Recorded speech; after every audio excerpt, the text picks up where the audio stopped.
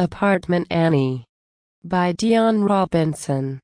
In Detroit, Michigan, outside the Merchant Apartments, a 35-year-old Caucasian woman who has dirty blonde hair, 5 feet and 4 inches in height, and weighs 185 pounds.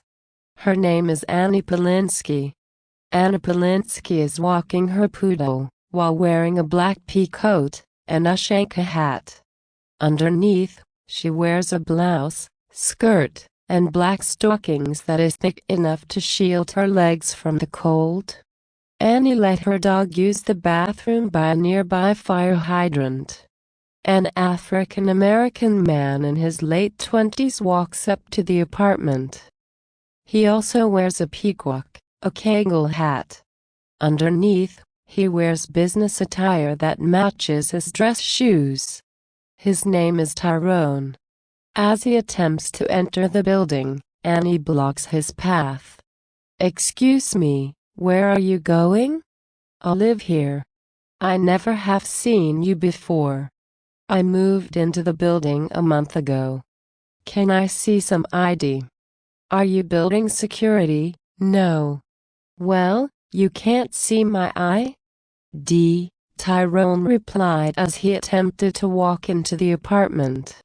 Annie is persistent as she stands in front of the building. Annie removes her phone from her pocket. "I am calling the police." "Are you serious?" "Well, I am about to make you famous," Tyrone replies as he takes his phone out and records her. "I don't give you consent to record me. You wanted this." Tyrone addresses Facebook explaining that he is being denied access to his home. Annie calls the police. She describes a strange black man attempting a random black man trying to break in her apartment and recording her. "You sound stupid. I break into the apartment and stick around to record you. You are such a genius." Tyrone recorded Annie until the police arrived. Tyrone continued to record as he was questioned by the police. After confirming that he lives with the complex, he was free to leave. However, Annie refuses to let the issue go. As Tyrone went to his apartment, Annie followed him, which enraged Tyrone further, which caused him to record the incident. "I can't believe that you are following me. I just want to say that if you had shown me your ID earlier, we didn't have to waste your time and mine. You are a nobody. Stop following and go your way. I just want you to understand that you are very much at fault," Annie replied. Tyrone reaches his apartment. Tyrone quickly opens his apartment door. "You are stupid, get away from me, and don't ever do this again," Tyrone replies before slamming the door in Annie's face. The next day Tyrone's video went viral. Annie was fired the next day. Within a few weeks, Annie was recognized and ridiculed wherever she went. She was called a cunt, a racist, and was even labeled Apartment Annie. Annie was becoming stressed out by her actions. Annie was also interviewed by the news. Within weeks of finding another job, Annie started to think that her actions against Tyrone were unnecessary. She felt the need to apologize. At 8 p.m., Annie found herself at Treone's door with baked strawberry cupcakes as a peace offering. Tyrone answered the door briefly after Annie rang his doorbell. "What do you want?" "I came to apologize." "May I come in?" Annie asked. Tyrone looked at her with suspicion before he stepped aside to let her in. "I made you some cupcakes." "Thanks," Tyrone replied. "What is that you are cooking? It smells good." "I am baking curry chicken and steamed vegetables." "You must be a good cook. Would you like to stay for a plate?" Annie wanted to say no, but the food was making her stomach growl. She had been eating ramen for months as it was the only food she could afford after being fired. Sure. During dinner, it was an awkward moment. Annie sat eating her food, trying to conjure a sincere apology. Tyrone said nothing as his mental defense was on alert. Annie could not take it, so she decided to break silence. "Where did you learn how to cook like this?" "It's my grandmother's recipe." She must really know her way around the kitchen. "Knew. She passed away 3 years ago." "Sorry to hear that," Annie replied. "If you don't mind me asking, what do you do for a living?" "Why do you want to know?" "Trying to see how I can afford this apartment," Tyrone asked in a snide tone. No. I was just curious. I am an IT administrator." "And you?" "I used to work as a consultant banker." "What do you mean you used to?" "After that video you made of me went viral, I was fired from my job." "Sorry. I didn't mean to get you fired. I was just recording for my safety." After eating dinner, Tyrone gave Annie a glass of wine while he had a beer. While they had their drinks, Annie thought it would be a good time to apologize. "Thank you, Tyrone, for the meal. You are a great cook." "Thanks. Normally I don't feed rude ass people. I guess I deserved that." "Yeah, you do. Sorry about the meltdown. It's just that I've been having a hard time getting over my boyfriend. He left me for another woman." "Then you should have took your bad attitude out on him." "I am normally not like that." "It's hard to believe," Tyrone replied in a berating tone. "Why are you so mean to me?" "I am trying to apologize. Because you calling the cops on me was a dangerous and fucked up thing you did." "Oh, you're fine now." "Yeah, but shit could have gone left. Especially for a black man. All it takes is one cop to have a bad attitude or be drunk on authoritative power, and it could have been my ass." "I see your point. Will you accept my apology?" "No." "Why?" "You come to my house wanting an apology, but the problem remains. You are upset, and you have no means of releasing your pent-up anger. What makes you think you won't do it again? What must I do to make this right?" "You are sexually frustrated and must allow me to help you release your pent-up frustration." "You want me to sleep with you?" "I will not." "What game are you running?"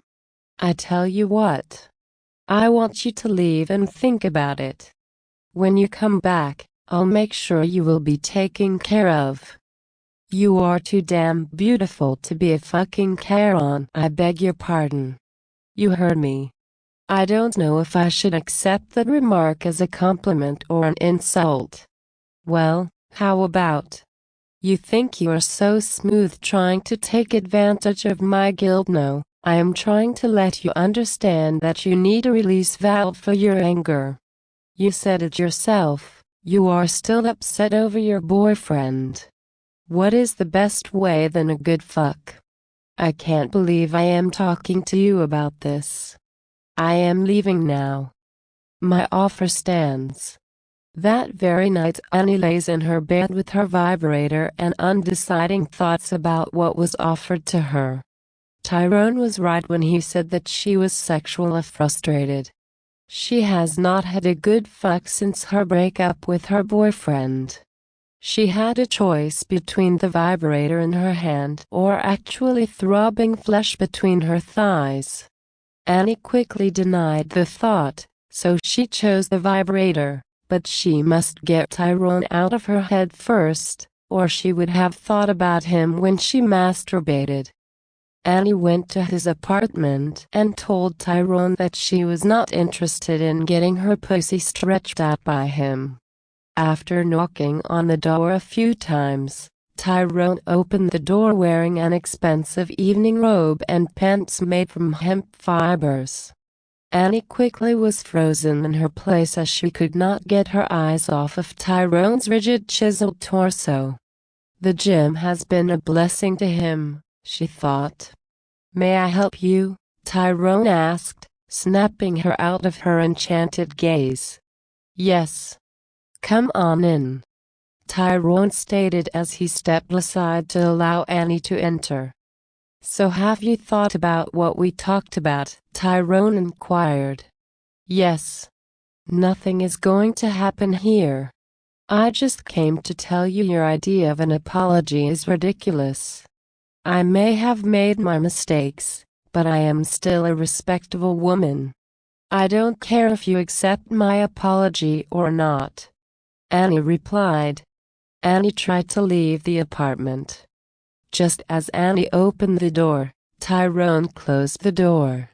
What you just said was total bullshit. I meant what I said. I don't think so. What makes you think that? You could have not shown up. I know women like you. You don't know me. Oh, I do. You are lonely. Women like you feel accomplished. You have a nice job, a nice place to live, and a large bank account, and a pet. However, with all the accomplishments that you achieve, you lack one thing, someone to satisfy the sexual wants and needs that God has given you. There is nothing for you to want. It's what our body craves, Tyrone replied. Tyrone was slick reading Annie like an open book. Annie knew he was right. As Tyrone talked, Annie did not realize that Tyrone was slowly moving towards her until his lips were inches away from hers. Hennessy's smell on his breath made Annie want to taste his lips. However, she was nervous about crossing that threshold. What do you want, Tyrone? My fucking apology, Tyrone replied as he slowly kissed Annie's lips. Annie's body quivered, and her knees buckled. Tyrone placed one hand on Annie's back and one on her cheek. Annie cupped Tyrone's face with her two hands. At that point, their tongues were dancing the sexual mambo. Tyrone led Annie to his bedroom. The bed had satin sheets, and rose petals sprinkled onto the ground. Annie got down on her knees and reached into Tyrone's pants and released his mahogany manhood. Annie quickly engulfed the throbbing 12 inches into her mouth. Tyrone arched his head back into the air as he felt a tingle sensation of bliss electrifying his body. On the bed, Tyrone demanded. Annie quickly removed her clothes before falling back onto the bed. Tyrone removed his clothes and climbed on top of the ivory-skinned BBW. Annie spread her legs, inviting Tyrone to impale her with his mahogany manhood. Tyrone wasted no time pushing his interdick inside of Annie after putting on a condom. With every thrust Tyrone gave Annie, her double DD breast bounced. Apologize.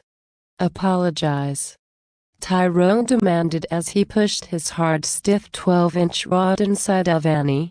Annie tried to apologize, but only faint moans escaped her lips. Tyrone smiled as he knew he had Annie under his spell. Annie could not hold back the pent-up sensation as she squirted at least 3 times. It has been almost 7 months since she released her essence on a man. After a good 30-minute stroke, Tyrone ejaculated his baby batter inside the condom. Annie moaned loudly as she gave her final vaginal fountain performance. Oh, my God, that was amazing. How do you feel? A hell a lot better. My nipples are tingling. Do you accept my apology now? Annie panted. No. What? What the hell you mean, no? I did what you ask. You really hurt my feelings, and the night is still young. I am really going to make you really feel sorry." "What? What?" Annie thought it was ridiculous, but she could not complain. Tyrone got up from his bed and made Annie put her face down into the pillow with her ass in the air. "What are you trying to do to me? Make you really regret fucking with me?" Tyrone replied as rubbed her ass around onion-shaped ass that exposed her wet pussy. "Yeah, you're going to pay," Tyrone replied as he thrust his love rod inside of Annie. For the rest of the night, Tyrone buried his ebony rod inside Annie's pink heaven. The next morning Annie left the apartment with a smile and with a relaxed feeling. Tyrone never forgave Annie, which obligated her to come back at Tyrone's beck and call. Annie was glad to honor the arrangement.